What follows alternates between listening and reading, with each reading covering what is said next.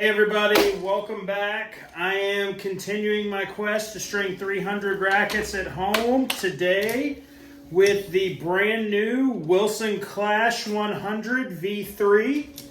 It'll be strung with Solinco Vanquish 16 at 53 pounds.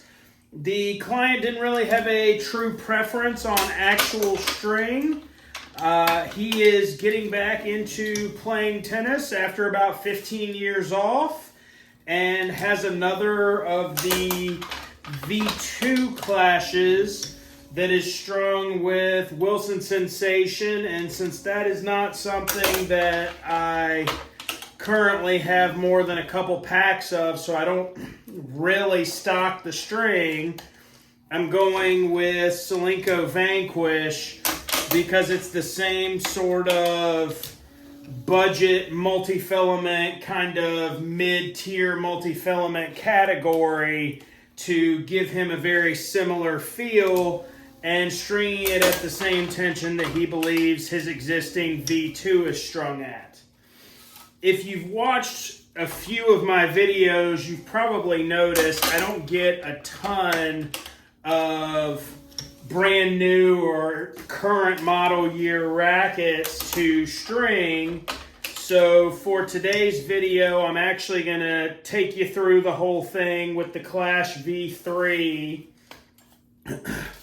and the entire stringing. And there may be parts where I'll speed it up a little bit, but for the most part, you'll get to see in real time as I string it. So the racket is a 1619 to my knowledge, and looks like the inside of the frame says it's a 1619. It is 100 square inches, and according to the frame, it is a 295 gram frame, which I believe is a slight difference from the previous ones. Don't quote me on that, but you know, the standard in the racket industry is kind of a 300 gram racket now. With the racket being a 1619, it's got the fairly standard Wilson pattern that they also run on the pro staff, where your main skips are going to be 6 and 9, top and bottom. And your tie-off is going to be on, I guess that is 2, 4, 6, 7, 8 in the throat with your mains. I am stringing this racket 2-piece since it is his first string, first time with this particular client. And, you know, should have gone ahead and opened the hole beforehand, but here we are, and I'll open that one like that, and then I'll come around to the other side and pull it and take the tip of the string and put it through, and then open it with the Kimoni grommet opener awl to kind of flare it a little bit, and then I'll bring it back through the correct side there. I did have someone ask a couple weeks ago what sort of lubricant I use on the grommets and the awls when I go to open holes. The industry standard, sort of any petroleum-based product, typically going to be a chapstick or a Carmex. I am currently using a actual regular petroleum jelly. I'm actually using a regular travel size Vaseline to open holes, just because it's larger quantity and so I don't have to replace it as often, but it also still fits nicely in the tool tray, even though previously I've had the little cup of Carmex, and that single cup of Carmex lasted, I don't know, 3 or 4 years, because it's not like you just smother it in it. So you're just kind of dipping it in there and getting a little bit to lubricate the slide through the grommets. So even the Carmex lasts quite a long time, and there's still some left in my previous tub of Carmex, but you know, it's one of those things where you have to sort of use both hands and hold the tub still and kind of swipe the sides rather than being able to dip it down in the middle anymore to just sort of get it going and keep moving. So chose to go away from it, and I saw one of the other guys that's a little more, I guess you could call budget conscious, that he's carrying around even the next size up Vaseline tub that's realistically pretty good size. Like, I wouldn't want to be putting it in my tool bag, but this one fits quite nicely. I mean, you can see it's kind of like palm sized. It's not huge. I believe they do make one that's even smaller, but I kind of decided if I was going to do that smaller one that I would just continue with the Carmex tub and not change brands. So for now, I have switched over to the Vaseline to lubricate the grommets when I go to open them up. Not sure what the Wilson website would suggest as far as tie-offs on this, but I am going to tie off on, I guess it's probably going to be 8. 1, 2, 3, 4, 5, 6, 7, 8. Yeah, it's going to be 8, which is a main tie-off, which also has a main string attached to it, because that's going to create the shortest run outside the frame as compared to even going inward there. It's a little shorter run to just pop outside. And as you could see, the grommet was very easily open. So just go right onto it. And then, as I said, showing the whole process today, but this may be the point where I speed it on up and we get through a few of these crosses with some pace.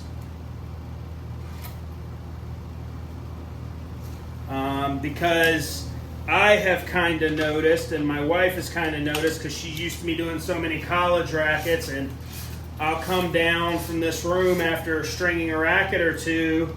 She'll be like, you were gone for a half hour, or you were gone for an hour. You really only strung 1 racket or 2 rackets? That I am not necessarily as efficient with softer strings as I am with polyesters. Like, my weave technique, I guess, is a little better with polyesters.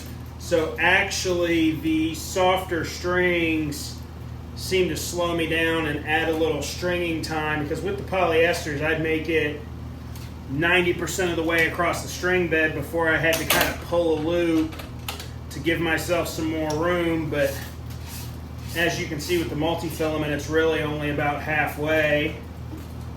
And I would call that a result of doing so many full polyester rackets in college tennis. In the 10 years I strung college, I would say at least 80% of those rackets were full polyester, especially toward the end. For a while there, I had at least a couple girls each year that were playing a hybrid with a poly main and maybe a multi-cross. But toward the end, it seemed like even most of the girls moved to a full polyester, and even the one girl that I can think of that didn't was playing a gut main and a polyester cross. So my weave was still a polyester weave and not chasing the softness of a multi-filament loop comparatively. And she was the only player in the 10 years I strung for the university that used gut. Primarily, if they were using a multi-filament, it was Solinco Vanquish in its varying gauges. Early on, we had a guy that was using 17 gauge Outlast mains and 16 gauge Vanquish. Then we had another guy doing a similar setup with 16 gauge mains and 15 light Vanquish. And actually, funny story, that same guy trying to figure out a string setup one day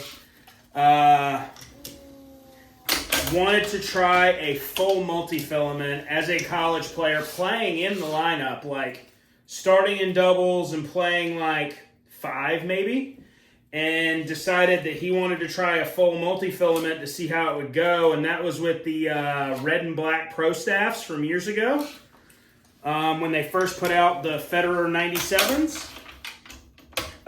Needless to say, that was not a great day for me stringing. It was a great day for my checkbook, because I used almost an entire reel of 15 light Vanquish in the same day, because I strung 14 rackets for him.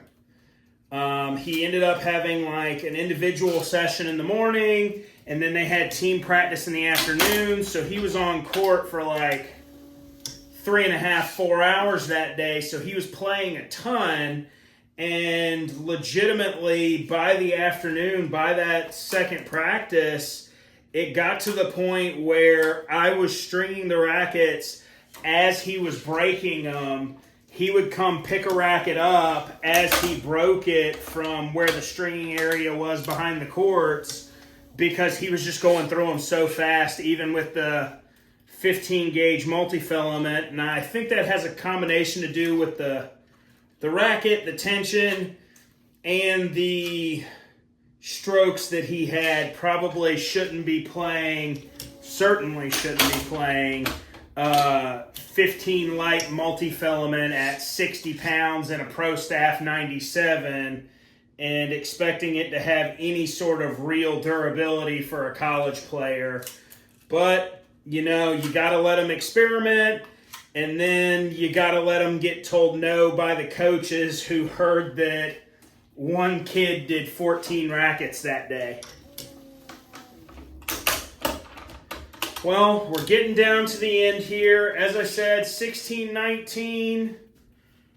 Got 2 skips at 7 and 9, which is sort of your, what I will call your traditional Wilson pattern from the Pro Staffs. Get down here to the bottom and make sure all my layovers line up correctly. Give this one a little persuasion with the pliers here to get it through that hole.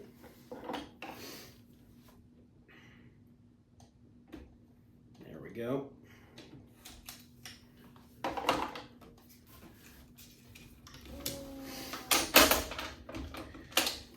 And let's see here. Pull this last cross, and I will, by preference and also in trying to create the shortest run, will tie down, I believe. Yep, because the hole's nice and open. We'll tie down to 2-4 to 6 throat. So your tie-offs will be 8 throat for your mains, and then 8 head and 6 throat for your crosses. You could go inward at the head and go to 6. I chose to go to 8 because I believe it would create the shortest run. And that, my friends, is racket number 76 on the year. And it is also the full stringing and knot placement for your Wilson Clash 100 V3. Thanks for watching today. If you liked what you saw in the video, please give me a like down below. If you have any questions or comments about this racket, about stringing, about any other racket, any strings, anything sort of tennis related or potentially not tennis related, please let me know down below in the comments.